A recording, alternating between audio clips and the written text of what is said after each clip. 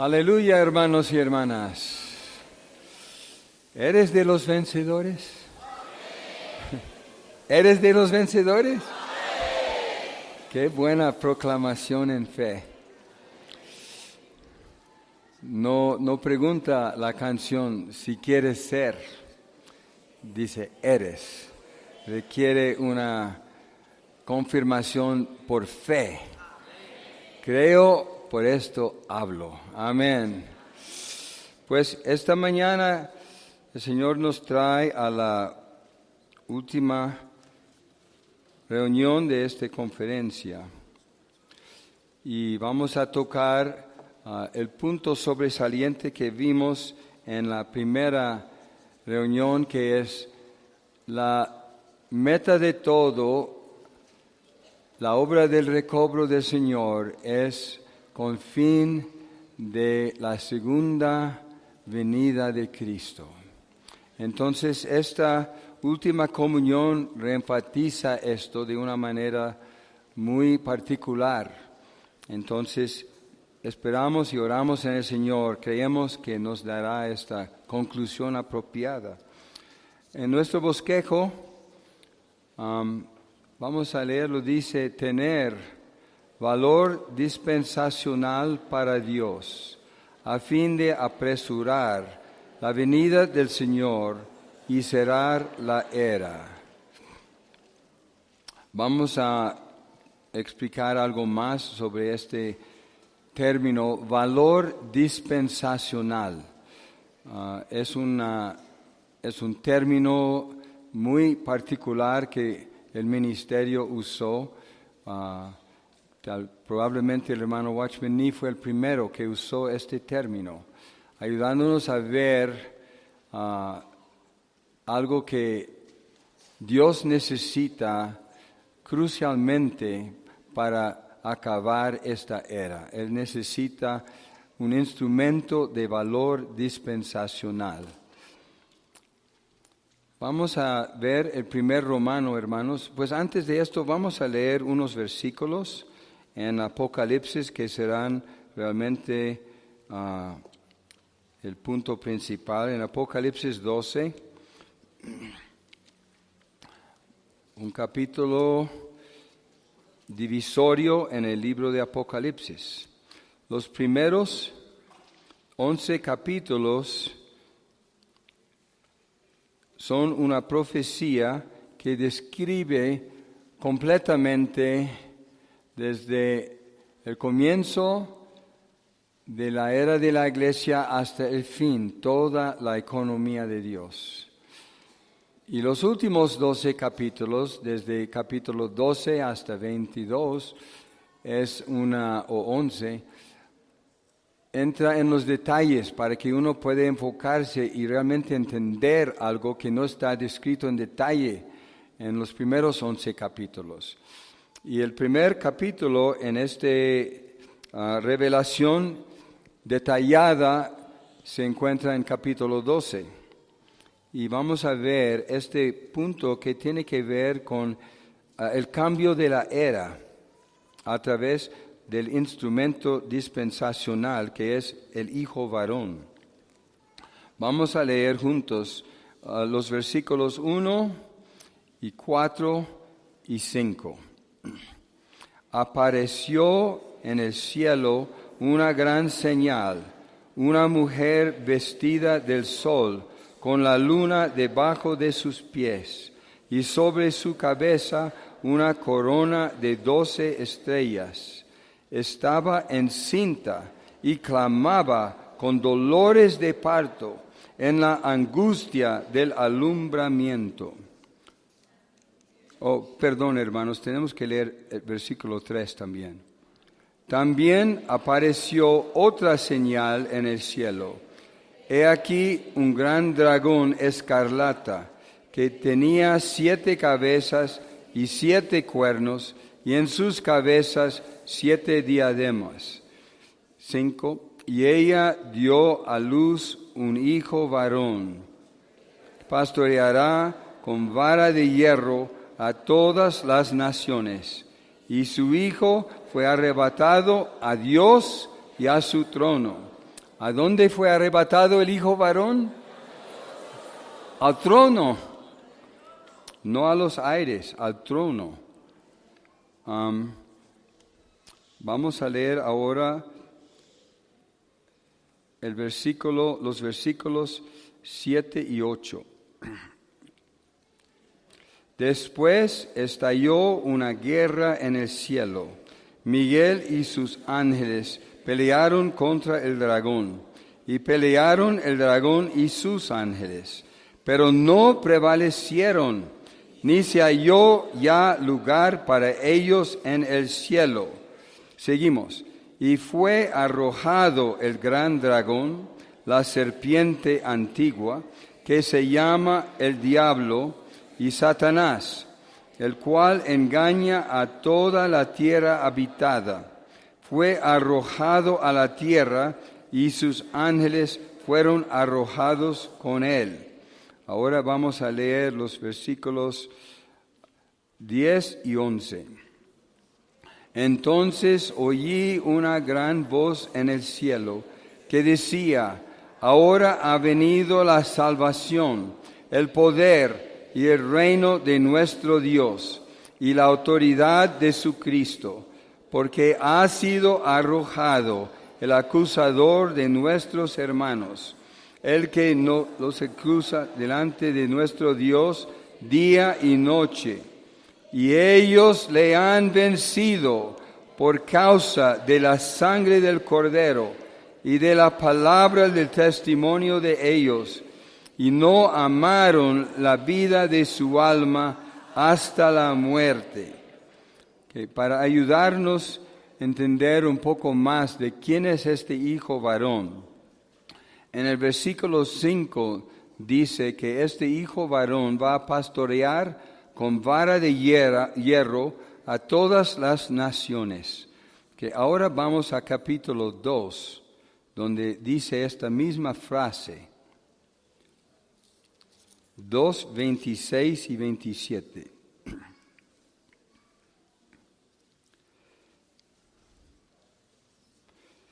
Lo leemos juntos. Al que venza y guarde mis obras hasta el fin, yo le daré autoridad sobre las naciones, y las pastoreará con vara de hierro, y serán como vasijas de barro, como yo también la he recibido de mi Padre. Amén.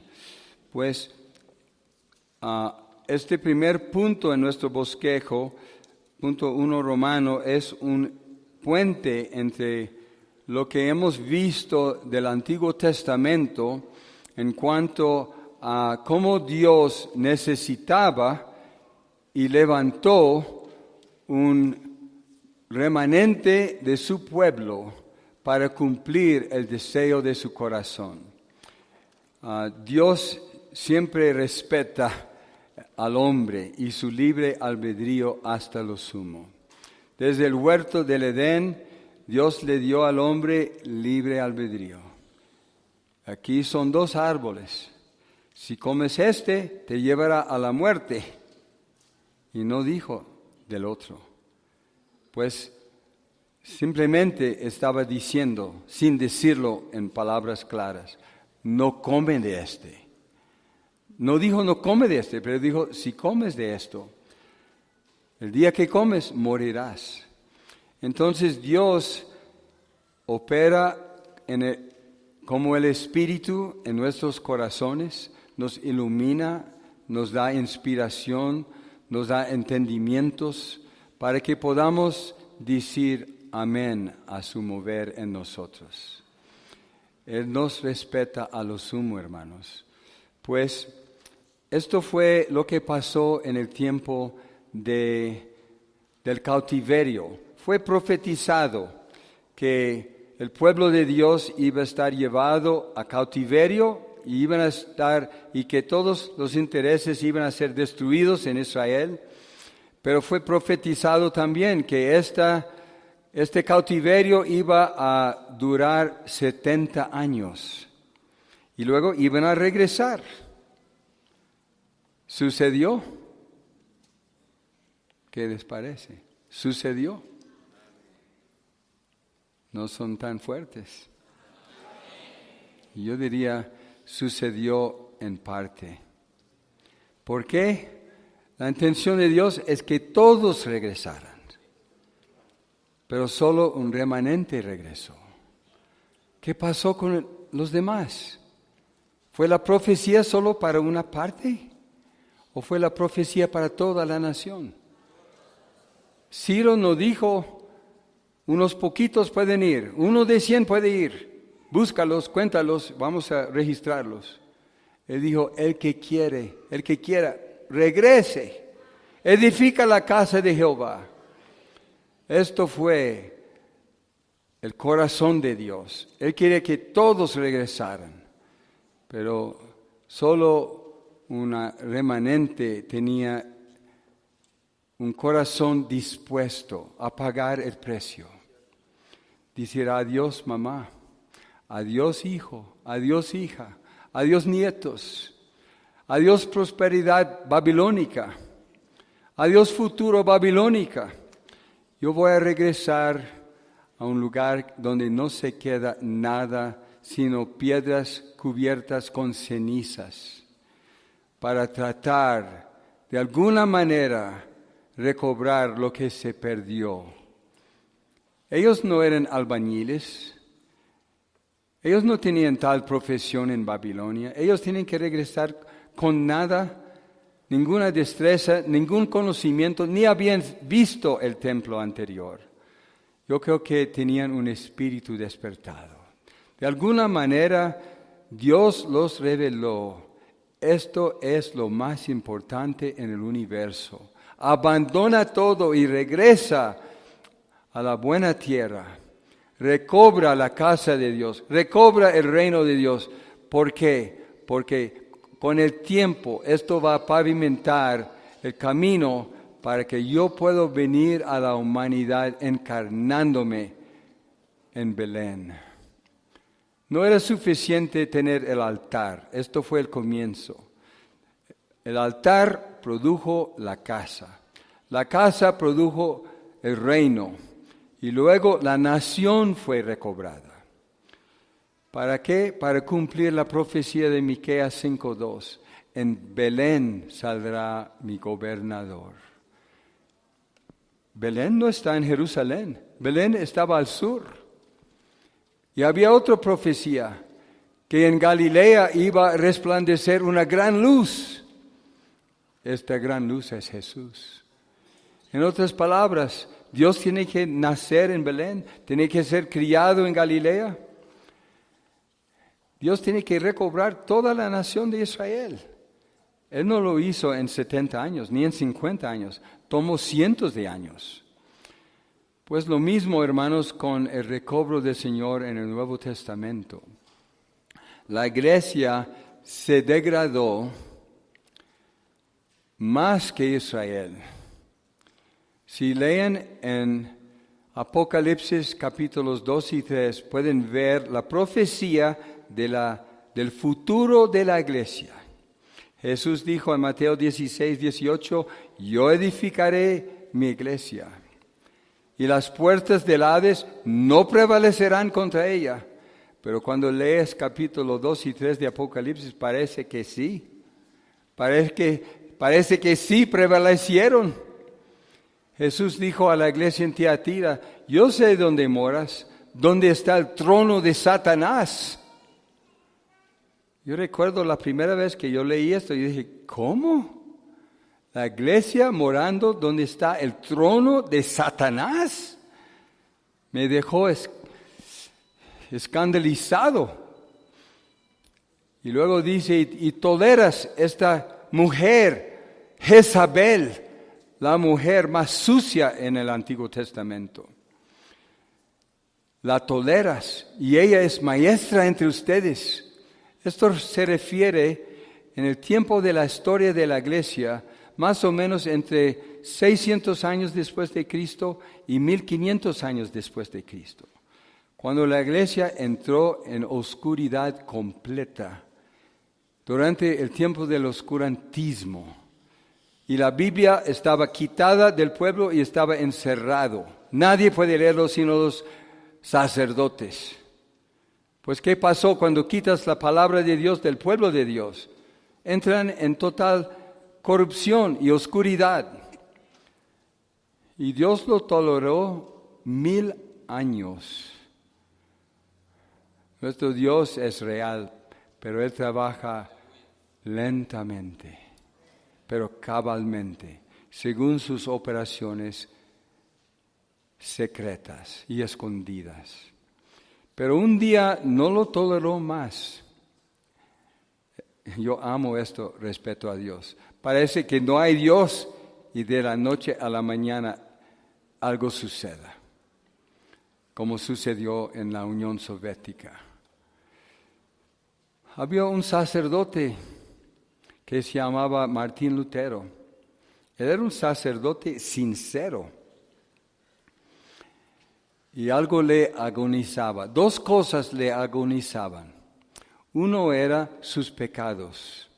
Él sintió un gran peso sobre sus hombros, porque él sabía, yo soy un pecador y no sé cómo ser salvo. Pero él fue convencido que no es por sus obras, porque es imposible. Y la otra cosa que le compungía era que había muchos frailes que pasaban por toda Europa buscando dinero para construir el Catedral de San Pedro. Y buscaban dinero, exactamente como un negocio. Y cruzaron una línea que Martín Lutero no pudo tolerar. Estaban diciendo a la gente que estaban en ignorancia porque no tenían la Biblia. Estaban diciéndoles, si tú pagas dinero, te podemos dar indulgencias. Esto puede cubrir tus pecados del pasado y aún los pecados del futuro. Claro, los ricos compraron muchas indulgencias. Aquí, toma mi dinero, yo tomo las indulgencias y yo me voy a indulgar en todo pecado. Y Martín Lutero estaba observando la situación y no pudo tolerarlo. Con un corazón quebrantado, agonizando, él buscaba a Dios y Dios le reveló la primera verdad que Dios recobró para iniciar su recobro. Este sacerdote leyó y vio que el hombre no se justifica por sus obras. Imposible. Se justifica por su fe en Jesucristo. En otras palabras, Dios le reveló a Jesucristo. Él había oído, leído, conocido, predicado de Jesucristo, pero había un problema. Jesucristo no había sido revelado dentro de él. Pero Dios tuvo su tiempo, como con Saulo de Tarso. Saulo de Tarso era enemigo del Evangelio, enemigo de Jesucristo, enemigo de la iglesia y enemigo de la verdad. Pero Pablo dice, pero cuando agradó a Dios, aleluya, cuando agradó a Dios revelar su Hijo en mí. Ya esto fue el inicio de la conversión de Saulo de Tarso, perseguidor y blasfemo, para llegar a ser el apóstol Pablo. Pues hermanos, Martín Lutero vio una verdad y comenzaba a levantarse. Y él escribió 95 cosas a los cuales él se objecionó y los puso en papel y lo clavó en la puerta del catedral. Pues esto llamó la atención del Papa. ¿Qué está diciendo este sacerdote? Vamos a tener un concilio. Y juntaron más o menos 270, yo creo, cardinales. Y vamos a juzgar este hereje. ¿Y sabes cuál es el precio por herejía? Ser quemado en la estaca. Pues Martín Lutero estaba ya entre todos ellos y están condenándolo y condenándolo y condenándolo. Pero ¿sabes qué? Su espíritu estaba despertado. Tú no puedes apagar uno cuando su espíritu está despertado.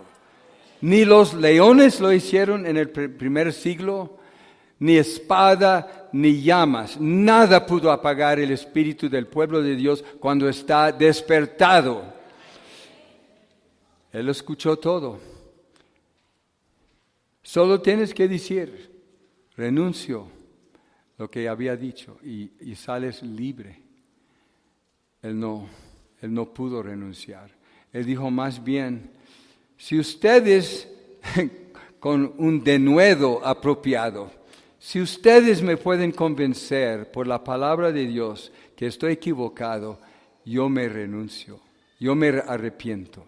Pero si no me pueden convencer con la palabra de Dios que lo que yo digo está mal, yo no me arrepiento, porque yo soy cautivo a la palabra de Dios. Esto es el comienzo de recobro. Un hombre a quien la palabra de Dios ha sido revelado y es cautivo por esta palabra. Es más importante que su vida física. Pues con esta verdad recobrada, y Dios preservó su vida, comenzó la reforma. Y el Señor seguía con diferentes personas para recobrar las verdades y las experiencias en cuanto a la vida interior. Y más tarde, siglo tras siglo, tal como en el Antiguo Testamento, siglo tras siglo, 1500, 1600, 1700, 1800, Dios sigue avanzando, preparando un pueblo. Pues recobró mucho. Finalmente en 1700 más o menos, recobró en la hacienda de Zinzendorf. Los cristianos huyeron de la persecución, se refugiaron en la hacienda del conde Zinzendorf y peleaban, porque uno era metodista, otro era luterano, otro era esto, otro era el otro, y cada uno debatiendo por su punto de vista. Yo tengo la razón. Finalmente, Zinzendorf no pudo tolerarlo. Él dijo, no, cállense todos ustedes, o váyanse de mi hacienda. Pues no pudieron salir porque estaba la persecución. Entonces dijo, si ustedes quieren quedarse aquí, firme este papel que van a renunciar todas estas discusiones y van a ser uno. De otro modo, váyanse. ¿Sabes qué hicieron? Firmaron el papel. Renunciaron sus doctrinas, sus diferencias, sus pleitos, su orgullo, su vanidad, sus ambiciones y se hicieron uno. Y Dios derramó su bendición. Allí comenzó por primera vez en 1700 años la vida de la iglesia apropiada. Un grupo de hermanos que se unieron en el nombre de Jesús para ser uno. Pues siglo después, en 1800, el Señor levantó algo semejante, pero lo agrandó hasta cubrir todo el globo. Pero el Señor no regresó. Cuando conocemos sus caminos no nos sorprende. Él va adelante, Él va adelante. Más misericordia, más paciencia, hasta llegar a Ecuador. Es así, hermanos. Hasta llegar a la Unión Soviética. Su corazón, hermanos, quiere abrazar todos lo que puede. Entonces lo dejó otro siglo. Hasta 1922, cuando levantó el hermano Watchman Nee, y un poco más tarde el hermano Witness Lee. Y ellos vieron toda la historia pasada y se dieron cuenta, Dios nos ha llamado para algo especial, para algo particular. No es para comenzar otra denominación, ya había muchas denominaciones, cada uno peleando con el otro. Se dieron cuenta, no somos nada, pero Dios nos ha mostrado algo. Y esta revelación y esta visión del recobro del Señor tiene que llegar a su consumación. Y estamos velozmente llegando, hermanos, a esta consumación. Pues ahora vamos a ir al bosquejo. Yo voy a leerlo por amor del tiempo, tal como la reedificación del templo de Dios. Yo voy a añadir unas palabras. Mediante una remanente voluntaria, preparó el camino que traería a Cristo a la tierra por primera vez. Tal como esto. De igual modo, para que Cristo regrese por segunda vez, se requiere que algunos de entre su pueblo edifiquen la vida de la iglesia apropiada. Esto es muy importante, hermanos. ¿Qué quiere Dios en esta era? La vida de iglesia apropiada como el cuerpo orgánico de Cristo. Aquí menciona Efesios 4. Mateo 16 dice, Jesús dice, yo edificaré mi iglesia. Y no dio una idea cómo va a edificarlo. ¿Cómo va a edificarlo? Está ahí en Efesios 4. Él va a edificarlo por medio de y incorporado con sus dones que perfeccionan los santos. Y los santos ministran y edifican el cuerpo. Estamos en esta etapa, por todo el globo, en las iglesias locales que están guardando la unidad de Jerusalén, los santos están siendo perfeccionados. ¿Has visto esta fila de hermanos que vienen? Yo los miro y dije, ¿de verdad? ¿Una hermana puede venir aquí enfrente de toda esta gente y hablar? Aplausos para las hermanas. Es increíble. Yo no creo que van a ver esto en otra parte en Ecuador. Venir aquí enfrente de una congregación y hablar algo de tu corazón no es fácil. Requiere una carga, aunque estoy temblando, estoy hablando. Es vencer. Hermanos, esto está sucediendo solamente en las iglesias locales. El Espíritu 7 veces intensificado está intensificando su obra en nosotros para que podamos ser los vencedores que Él busca. Pues vamos al punto 2, hermano. El deseo de Dios es darle fin a esta era e introducir la era del reino. A fin de que Dios realice esto, Él debe tener su instrumento dispensacional. Dios trabaja por dispensaciones con el hombre. En cierto tiempo, Él abandonó la raza adámica y llamó a Abraham, y con Abraham comenzó una nueva dispensación. La dispensación de los patriarcas. Ellos no tenían la ley de Moisés. Ellos no conocieron de Jesucristo. Lo único que ellos sabían es que Jehová es mi Dios, Él creó los cielos y la tierra. Eso es lo que Dios requirió de ellos, nada más. Y seguirlo. Después de ellos, Dios levantó a Moisés. Él introdujo la dispensación de la ley. Los judíos estaban en esclavitud y Dios levanta y intensifica un hombre, un siervo, y Él los trae la ley de Dios. Ahora el pueblo bajo la promesa de Abraham se introducen en otra dispensación bajo la ley de Dios. Ya tienen que vivir conforme a una ley. Antes no tenían ley, pero ahora tienen que vivir conforme a esta ley o no eres nada, ni sirves para nada. Y gracias a Dios, Él logró este cambio dispensacional con mucha dificultad. Levantó el pueblo judío. Después de esto, Él quería hacer otro cambio dispensacional. Quería hacer a un lado la ley, descartarlo. Y ahora iba a obrar con el hombre conforme a la fe y conforme a la gracia. Esta es lo que llamamos la dispensación de la gracia o de la iglesia. ¿Cómo lo hizo? Lo hizo a través de Juan el Bautista. Llegó un hombre que nada, ni el Sanedrín, ni los fariseos, ni nadie pudo pararlo. Llegaron al río y dice, arrepiéntense. ¿Qué vas a hacer con tal persona? No pudieron hacer nada. Muchos se arrepintieron.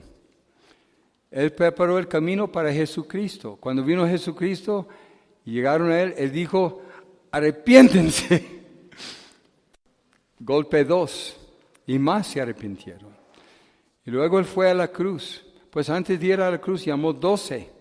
Ellos le siguieron y anunciaron el evangelio del reino.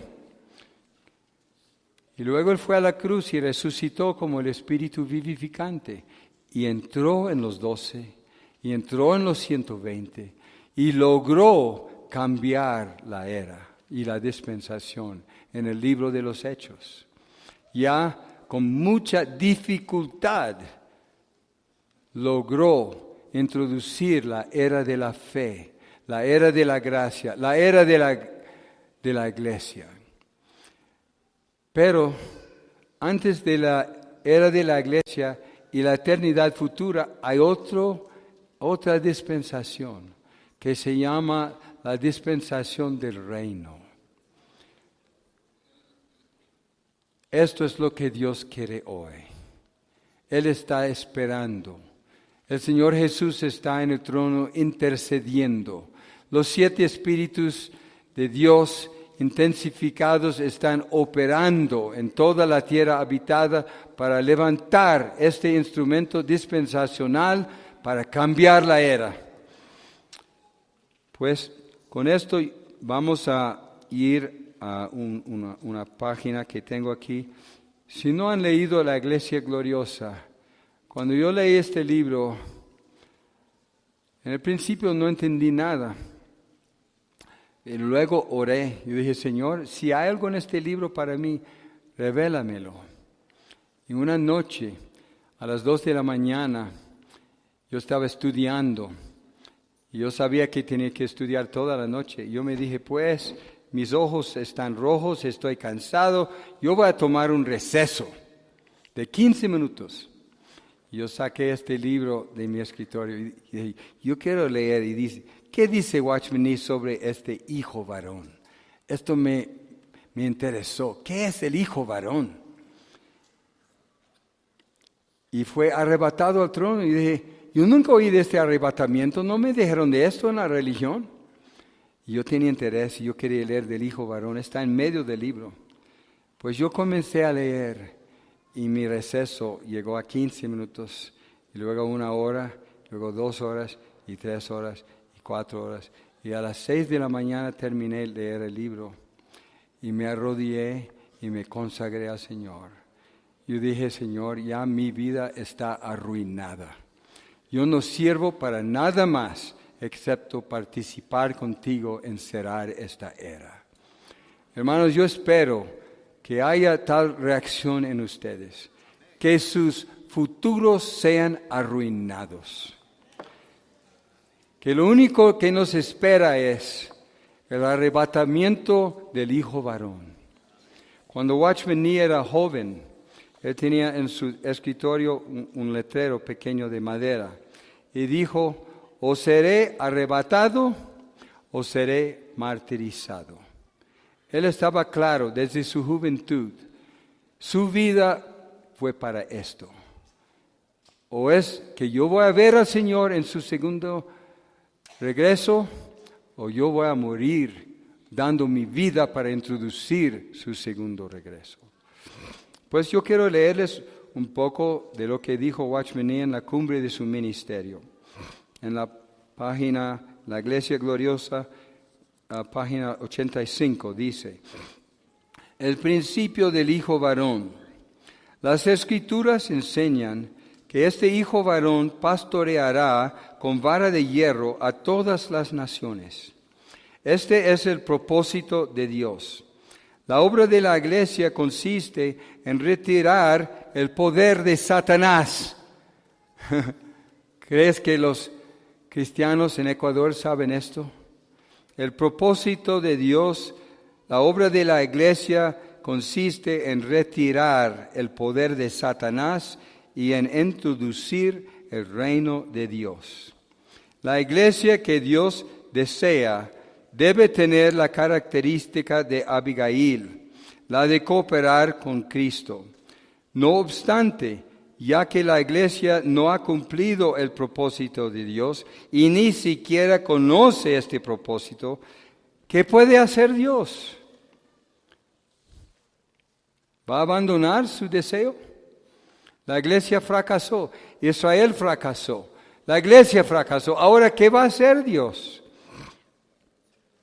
Él escogerá a un grupo de vencedores que cumplan su propósito y satisfagan sus requisitos.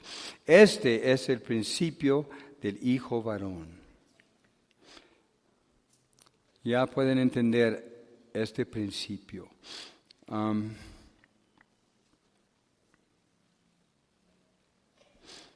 Yo creo que es suficiente. Cuando leímos en Apocalipsis 12, voy a reiterar lo que está allí. Había una mujer encinta, en su cabeza una corona con 12 estrellas, bajo sus pies la luna, y todo está resplandeciente. Ese es, Juan dice, yo vi, no en la tierra, pero en el cielo, una gran señal, una mujer. Y quién sabe cuán grande es esta mujer, más grande que el sol, más grande que la luna. Dice, en su cabeza una corona de 12 estrellas, bajo sus pies la luna, y está vestida, la parte principal de su cuerpo, la parte más grande, vestido del sol. Esta es una mujer de luz, está resplandeciendo con luz. La luz del universo está en ella. Aparte de ella, ¿qué hay? Tinieblas y un gran dragón. Esta es la batalla universal, hermanos.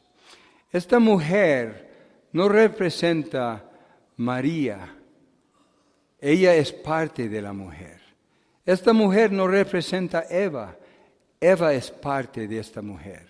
Esta mujer representa todo el pueblo de Dios, desde los patriarcas, que son representados por las 12 estrellas, y todo el pueblo de Dios creyente y vencedor, creyente, que están bajo sus pies.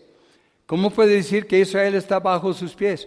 Porque Dios tomó la ley y lo puso debajo. Ya no vivimos por la ley, vivimos por el Espíritu.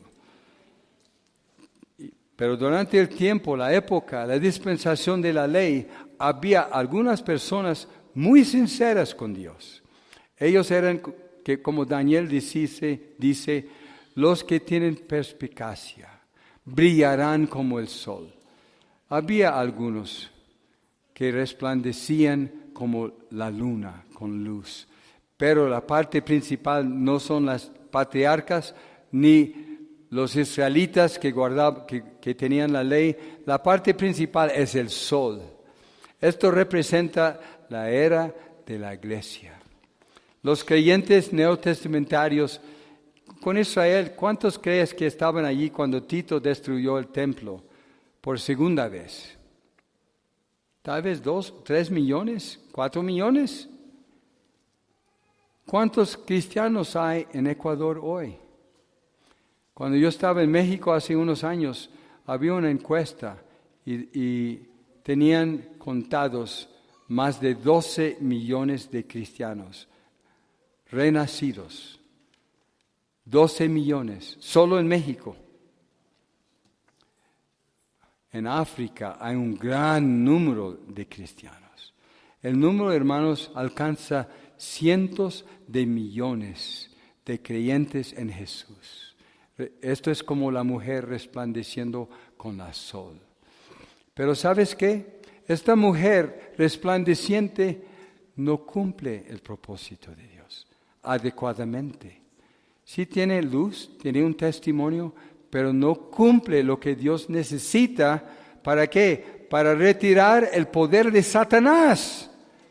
No es suficiente solo ser un buen cristiano. Yo voy cada domingo y doy mi diezmo y ya, gloria a Dios, y regreso a vivir mi vida. Hay millones, hay cientos de millones de cristianos y muchos buenos, pero no cumplen los requisitos para retirar el poder de Satanás y introducir el reino de los cielos. Pues este gran dragón, la mujer es la incorporación de luz. ¿Sabe qué es el gran dragón? Es la incorporación de mentira y de falsedad. Ella resplandece con la luz, él resplandece con engaño. No resplandece, pero él es la incorporación de engaño y mentira y falsedad. Pues él tiene un solo objetivo. Él no puede devorar a la mujer, es imposible. Intenta Satanás, es imposible. Ya la iglesia ha cubierto la tierra, pero la iglesia ha fracasado, según Apocalipsis 2 y 3. Pero hay algo que va a cumplir el propósito de Dios, es este hijo varón. El hijo varón es una entidad corporativa de los vencedores. En Apocalipsis 2 y 3, el Espíritu está llamando a la iglesia degradada, diciendo, al que vence, al que venza. 7 veces está clamando. En otras palabras, esto es lo único que quiere Dios en nuestra era. Él quiere que salgan adelante los vencedores para cumplir su propósito eterno. Pues este hijo varón, hay que interpretar este simbolismo. Es varón, la Biblia enfatiza esto, es hijo varón. Cuando la Biblia habla del varón, está hablando de la parte más fuerte de la humanidad. Dios necesita algunos. Él no está hablando aquí de la boda, aquí está hablando del dragón. Él necesita algunos que sean más fuertes para enfrentar este gran dragón escarlata. Se llama hijo varón. Y esta es una característica. Son los que vamos a leer algo más de esto. Ellos tienen tiempo de vivir dentro de la mujer. El hijo varón no está aparte de la mujer, es parte de la mujer. Si alguien dice, yo soy vencedor, la iglesia en mi localidad está tan degradada, yo me aparto, vencedores ven conmigo. Esta es una gran mentira. El hijo varón crece dentro de la mujer. Si yo no puedo ser uno con la iglesia, yo no sirvo para nada para Dios. El hijo varón está siendo nutrido con la palabra de Dios, con las riquezas inescrutables de Cristo y está fortaleciéndose. Y este fortalecimiento está aconteciendo durante 2000 años, hermanos. Un día este hijo varón tendrá la estatura que Dios requiere para tratar con el dragón. El dragón estará ya esperando. El hijo varón nace y desaparece. Qué maravilla, ¿no? Dios es tan sabio. Pero luego se libra una guerra en los cielos. Y el dragón está agarrado y arrojado a la tierra. Y este es el comienzo de una nueva dispensación. El mero comienzo. Pues no cualquiera va a participar en esta cosa. Son llamados los vencedores. En los versículos 11, yo creo 10 y 11, dice, ahora cuando Satanás está tirado a la tierra y por primera vez se despierta y se enoja con mucho coraje porque dice, él sabe que su tiempo es corto. En otras palabras, él no cree lo que yo estoy diciendo ahora. Él lee la Biblia, él lo conoce mejor que nosotros. Él no cree ni una cosa. Un día en la universidad yo estaba hablando con la persona a mi lado. Yo predico a Cristo a él. Y dice, yo no creo esto. Y dije, ¿y por qué no? Dice, porque yo soy sacerdote en la iglesia de Satanás. Yo les digo, él no estaba bromeando. Yo miré sus ojos. Hay una iglesia de Satanás en San Francisco. Yo miré sus ojos y yo sabía, él está hablando la verdad. Yo me dije, ¿qué voy a responder? No voy a estar en silencio. Yo le dije, no hablé a él, yo hablé al demonio dentro de él. Yo dije, ¿y por qué? Tú sabes que será tu fin. ¿Sabe cómo respondió? Yo no creo esto. Así es Satanás hoy en día. Él se engaña a sí mismo. La Biblia, no, esto no va a acontecer. Yo voy a ganar esta rebelión. Pero cuando él está arrojado a la tierra, de repente ha sido derrocado. De repente se da cuenta, el tiempo se está acabando. Así comienza la gran tribulación.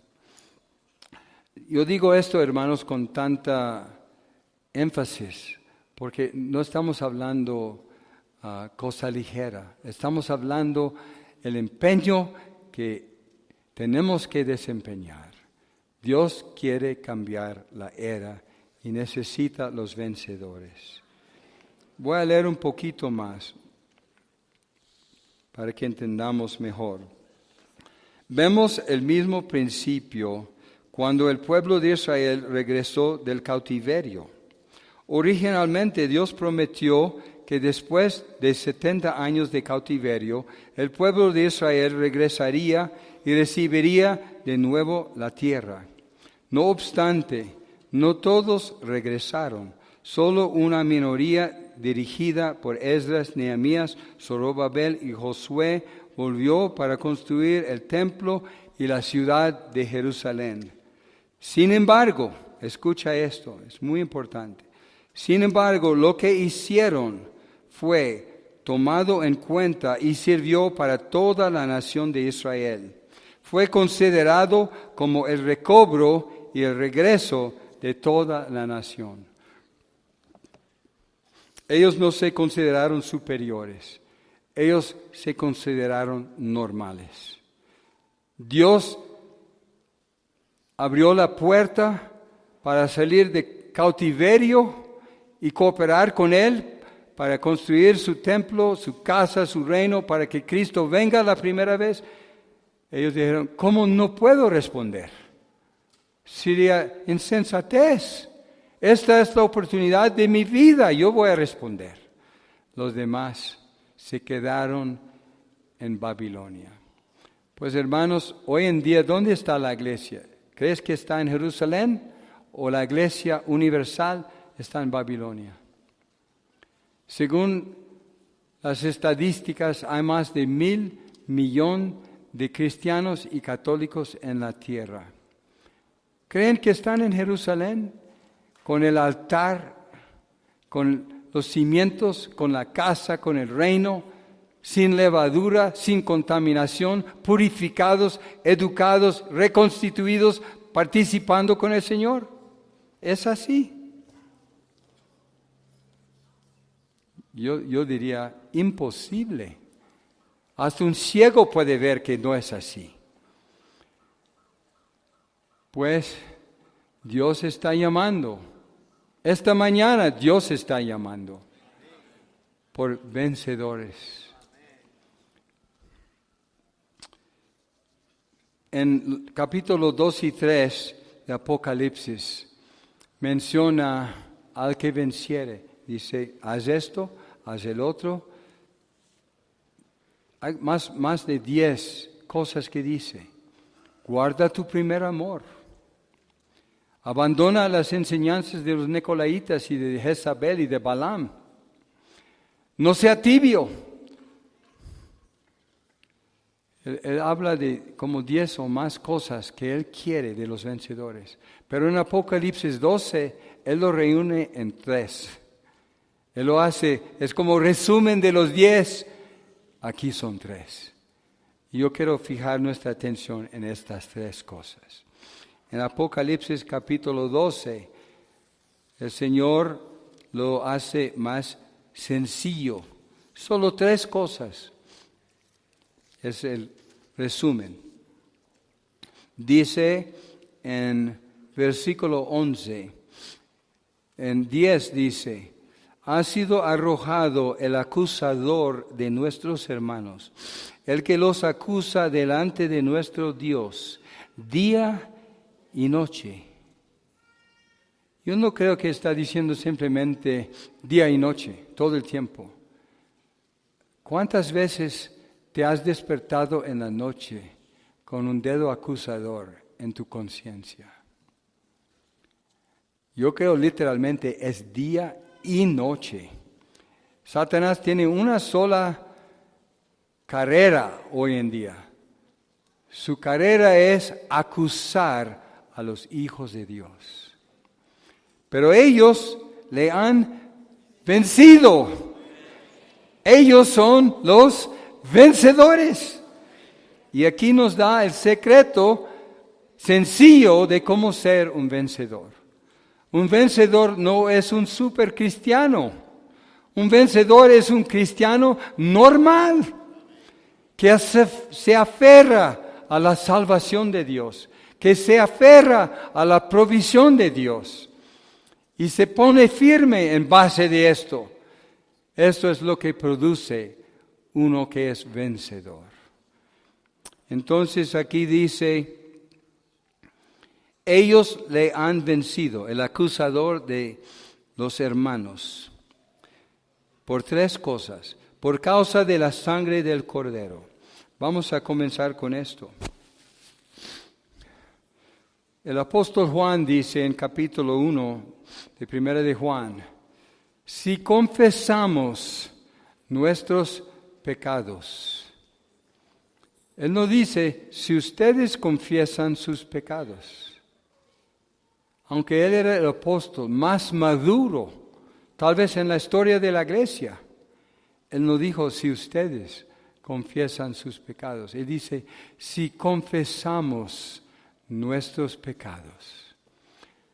La sangre de Jesucristo, su Hijo, nos limpiará de toda maldad e injusticia.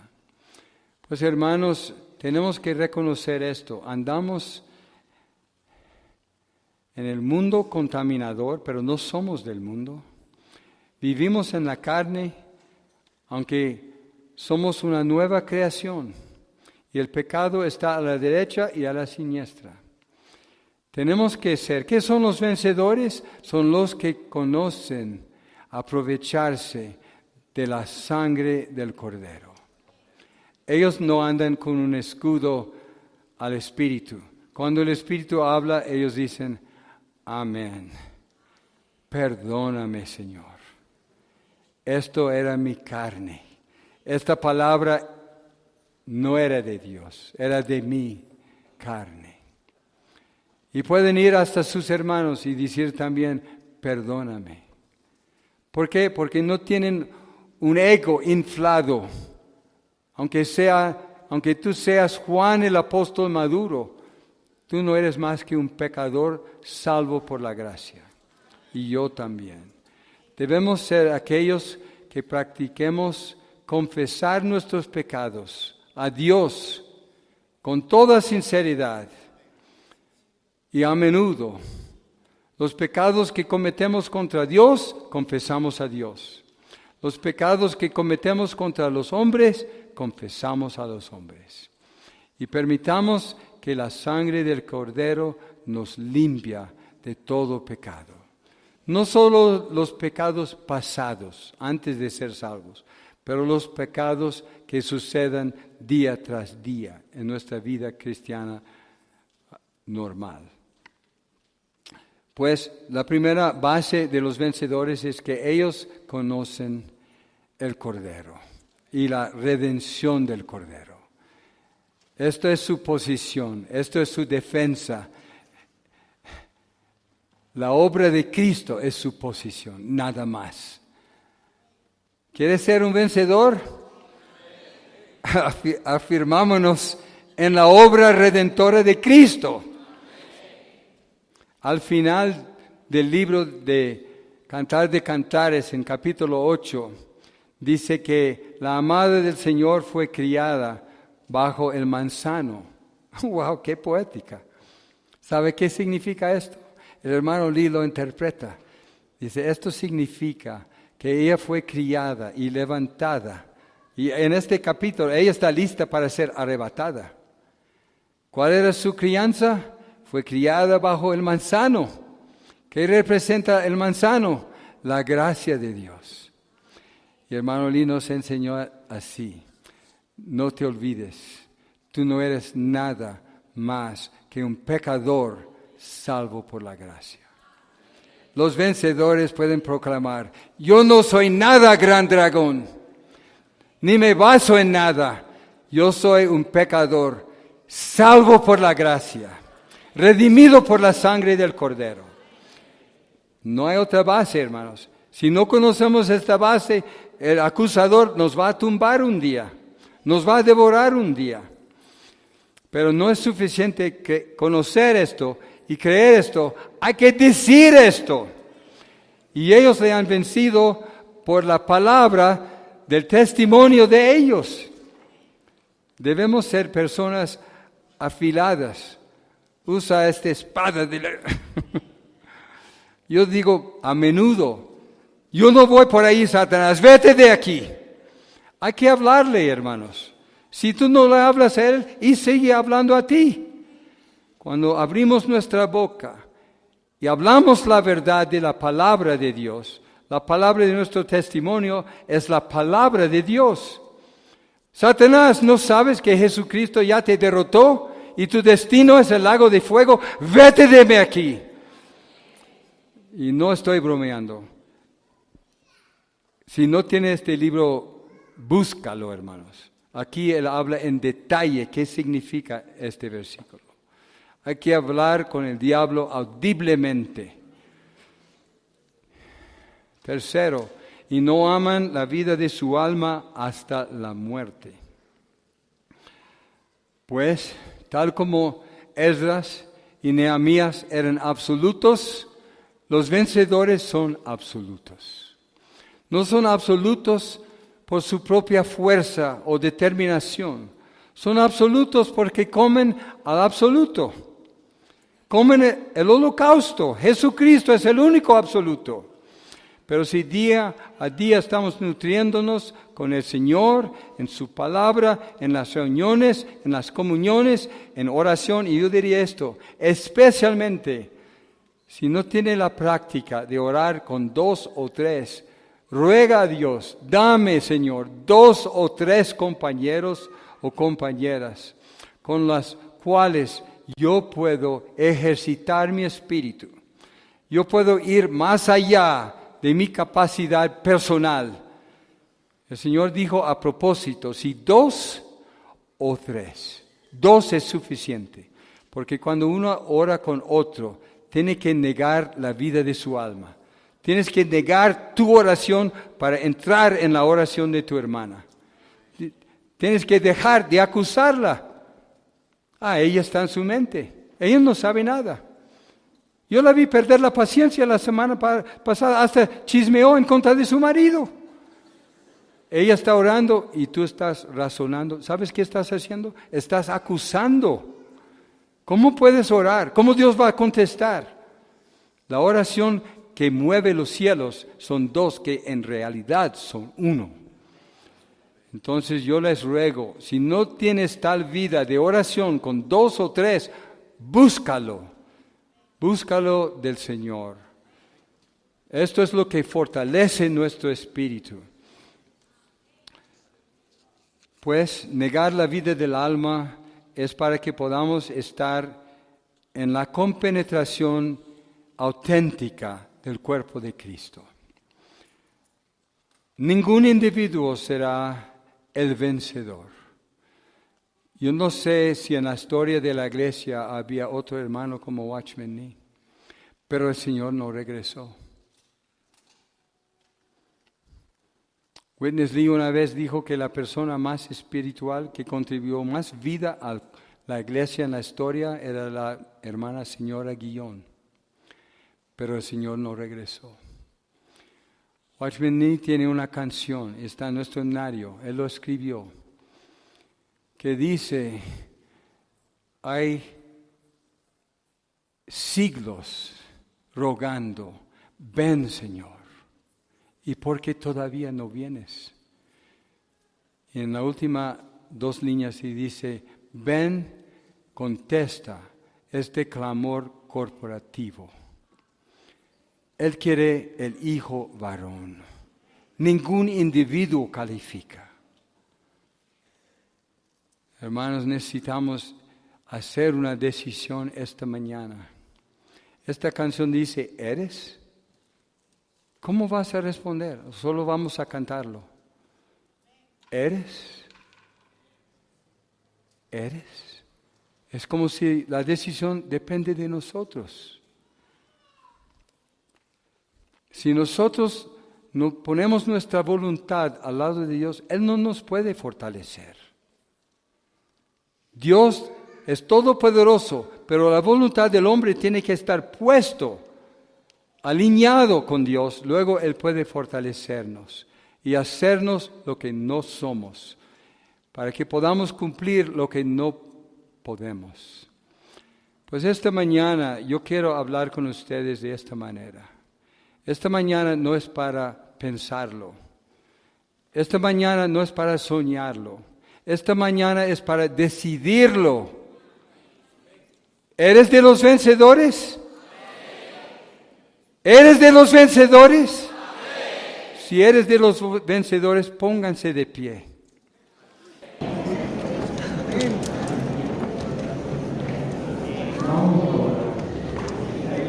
Señor Jesús, te buscamos seriamente, desesperadamente. Visítanos esta mañana, Señor. Toca nuestros corazones. Sepáranos del mundo. Queremos decirte, nuestro ego no es nuestro Dios. Estamos dispuestos a seguirte en vos, Señor. Llevar nuestro cruz. Ofrecernos a ti para ser parte de este instrumento dispensacional. Señor, recibe nuestra ofrenda. Manda el fuego celestial. Queremos participar contigo para cerrar esta era y para introducir tu reino. Amén. Amén. Pueden sentarse.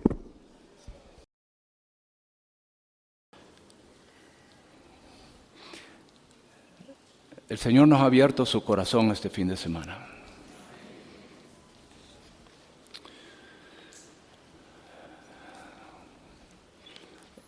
Y Él desea nuestra respuesta. Pero nuestra respuesta no puede ser un deseo.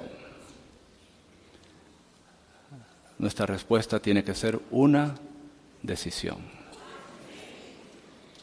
De hecho, conforme a Jueces 5, 15 y 16, tiene que haber en nosotros, no solo hoy, sino en los próximos días, semanas, meses, escudriñamiento de corazón para llegar a resoluciones de corazón. Y esta resolución de corazón, y el Señor tiene que llevarnos a esta resolución y a esta decisión, es una decisión nuestra, clara, con una mente sobria,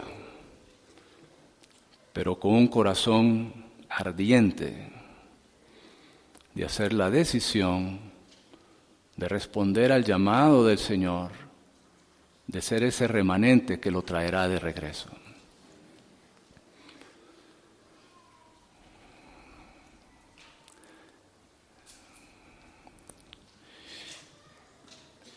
En Apocalipsis 12:11 dice, le han vencido por causa de la sangre del Cordero, por las palabras de su testimonio, y no amaron la vida de su alma hasta la muerte. Eso significa que estamos parados sobre la obra redentora de Cristo. No tenemos mérito alguno, sino su obra redentora. Luego proclamamos la palabra con un espíritu de fe, proclamando la realidad de la palabra. Y finalmente, y este es un gran precio a pagar, no amamos la vida de nuestra alma. Este es el precio, amados hermanos y hermanas, que tenemos que pagar, que hemos de pagar, que el Señor necesita que paguemos. Hay un precio. ¿Cuál es el precio? Pagar el precio más elevado para lograr el máximo logro, que es que el Señor regrese a la tierra. Y Él vendrá sobre montes de aromas. Nuestro amado vendrá sobre montes de aromas, que es lo que le derramaremos para que Él pueda volver. Y en cuanto a esto, quisiera que en estos próximos días, semanas, meses, que podamos dedicar tiempo en Apocalipsis 3:18 y Jueces 6, con base en Apocalipsis 12:11 y Jueces 5:15-16, y es que podamos pasar tiempo con el Señor bajo su iluminación, a fin de que haya entre nosotros el voto del Nazareo, el voto del nazareato, y es que nos abstengamos de vino, es decir, de todo placer y disfrute terrenal.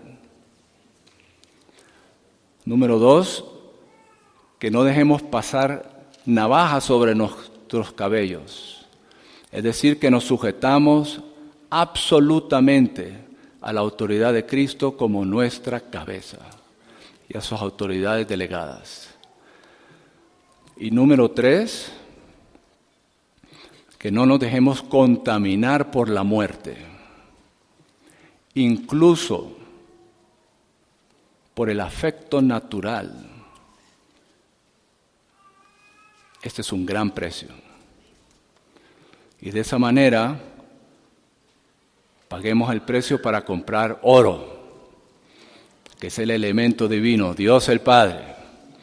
Vestiduras blancas, que es el vivir del Dios hombre de Cristo.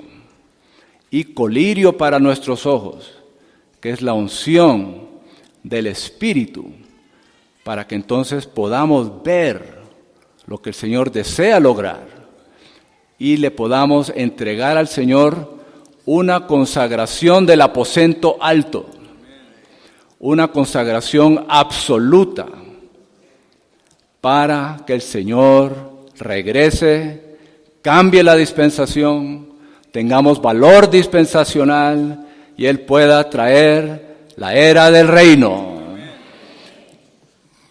¿Qué tal si oramos? Amén. Oremos.